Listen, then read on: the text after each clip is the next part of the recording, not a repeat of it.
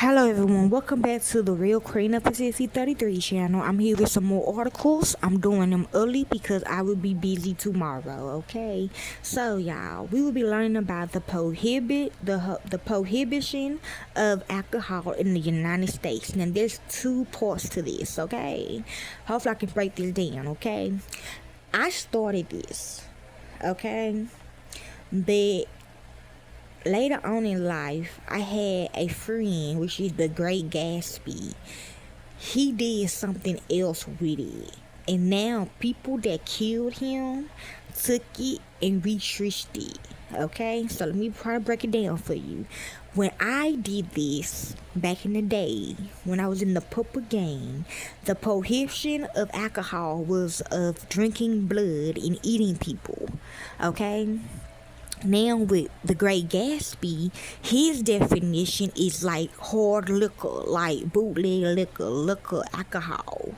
So in Freely when I came back, I'm legal to go get some liquor, but for some of you others, you gotta, if you over the age of 40, you have to have this card where you have to go get liquor. Okay, it's like an ID, not like your state ID. It's like an ID for you to go get liquor.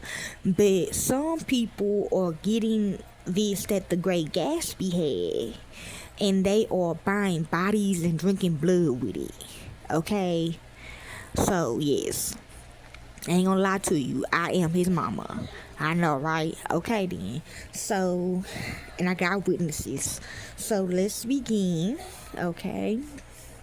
So if you get this card and they say the Great Gatsby on it,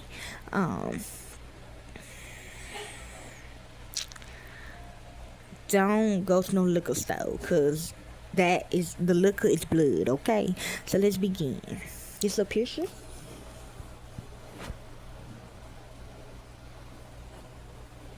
Yeah, in this picture, I found a tube of blood. That what that is, okay? Like, I don't know, my old friends, they opened something up for Mary, and I guess she would supposed to drink it or something. I don't know. So let's begin.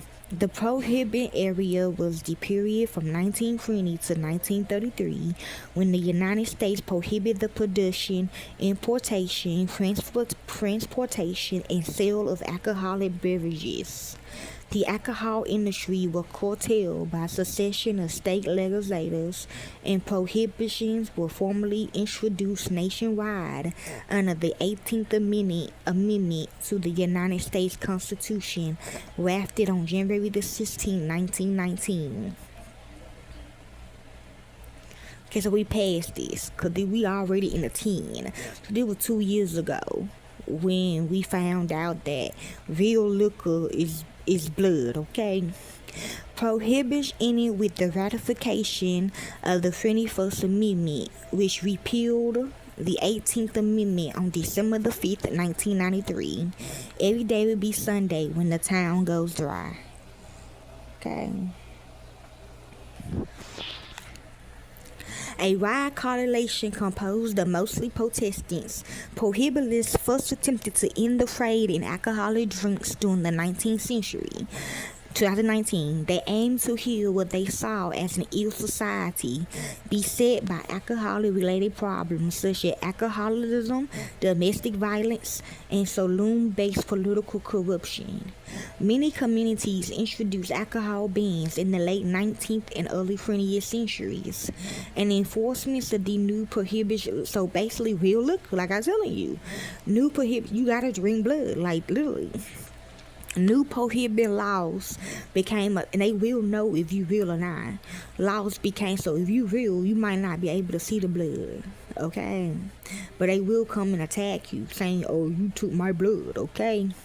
Became a topic of debate. Prohibiting supporters called Dries presented it as a battle for public morals and health. The movement was taken up by progressives in the prohibiting Democrat and Republican parties and gained a national grassroots base through the Women's Christian Temperance Union. After 1900, it was coordinated by the Anti-Saloon League, which is the New People, Opposition from the beer industry mobilized weak supporters from the wealthy Catholics and German Lutheran communities. Yeah, so be careful, they might actually attack y'all, like sexually assault you and kill you. But the influence of these groups receded from 1917 following the entry of the U.S. into the First World War against Germany. The 18th Amendment passed in 1919 with a 68% supermajority in the House of Representatives and 76% support in the Senate, and was ratified by 46 out of 48 states. Okay, so a lot of states snitched, okay? Enabling legalization known as the Volstead Act set so a war broke out, or a war is gonna break out, set down the rules for enforcing the federal ban and defined the types of alcoholic beverages that were prohibited. Not all alcohol was banned. For example, religious use of wine was permitted. Private ownership and consumption of alcohol were not made illegal under federal law, but local laws were stricter in many areas, and some states banned possession outright. Now you know wine is blood, right, in the Bible, okay? By the late 1920s, a new opposition to prohibit emerged nationwide. At a critical time in the country's economic history before and at the beginning of the Great Depression, which I'm finna do as well, it was claimed that the policy had lower tax revenues, religiously rural protesting values were being imposed on urban America. The 21st Amendment ended prohibition, though it continued in some states. To this day, this is the only time in American history in which a constitutional amendment was passed for the purpose of repealing another. Okay, healing another. Okay. We're helping another. The overall effects of prohibition on society are disputed and hard to pin down. Some research indicates that alcohol consumption declined sustainably due to prohibition, while other research indicates that prohibition did not reduce alcohol consumption in the long term. Americans who wanted to continue drinking alcohol found loopholes. Americans who wanted to continue drinking alcohol found loopholes in prohibition laws or lose illegal methods to obtain alcohol. So coming down here, so that is the bootleg, okay? Yes, rest in peace. Resulting in the emergence of black markets and crime syndicates dedicated to distributing alcohol, which we is the only state that are selling it. Like, a lot of people come down to us to buy alcohol. I'm trying to make y'all legal again, but it's hard, okay? Because I can't find half of y'all Congress, okay? So I think this can help. By contrast, rates of liver cirrhosis, alcoholic psychosis, and infant mortality declined during prohibition.